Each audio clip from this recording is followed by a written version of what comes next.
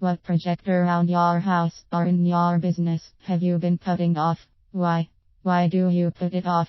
Though I'm a big fan of getting things done, I also do face some challenges and I get very creative about procrastinating.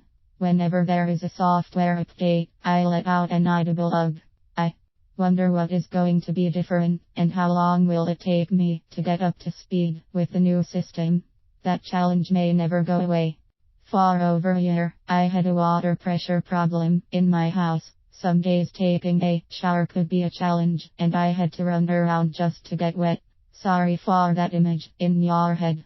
I put up with it, but it was a bigger challenge when I had guests. 2 people could not take a shower upstairs and downstairs at the same time, never mind while the washing machine was going. I had to apologize to guests and wait until after their showers to do laundry. Over a year ago, I decided to do something about it. I had my assistant look it up on the internet. She discovered that the problem can sometimes be caused by a water cartridge in the shower.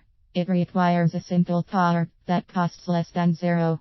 The other option was to call a plumber at a cost of at least zero just to take a look. I decided to be cheap, even though I am not known as a do-it-yourselfer. A couple of weeks later, I went to Home Depot and had a very confusing conversation with a very well-intended employee. I left the store thinking I had it down and went back to my house to look at my shower controls again.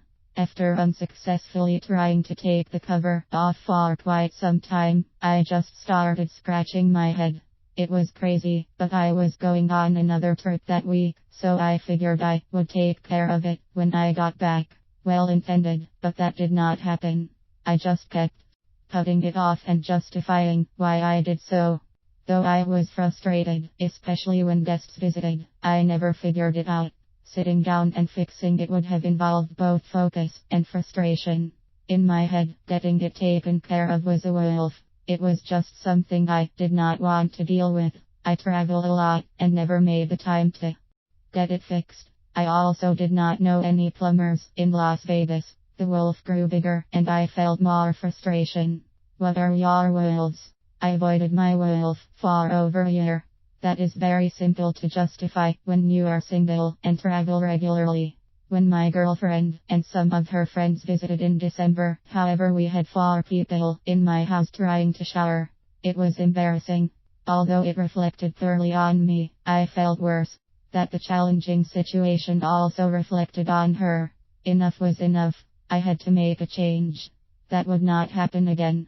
Time to attack the wolf in my head.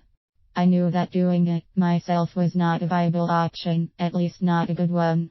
I decided to have a professional diagnose and fix the problem. So I called my friend Todd from church, an electrician. I trusted him and his judgment for a plumber recommendation, better than choosing someone from a local internet search. Wow, I almost said phone book. How old school am I? I called and set up an appointment. The professional plumber came, diagnosed the problem, and fixed it in less than an hour.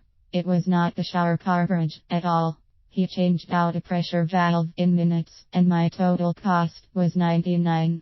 Done. Problem solved. I was excited. It was so cool. You would have thought I'd never had a working shower in my house before. I ran around the house and turned on both showers and every faucet at the same time. It was a miracle. Okay, that is a funnier image. Why was I so excited?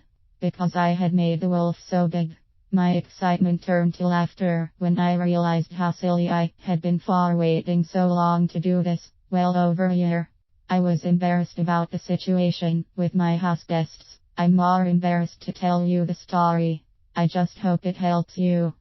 The longer we put off making changes, the bigger they can grow in our heads. What I learned was to face the wolf sooner. It will not go away on its own.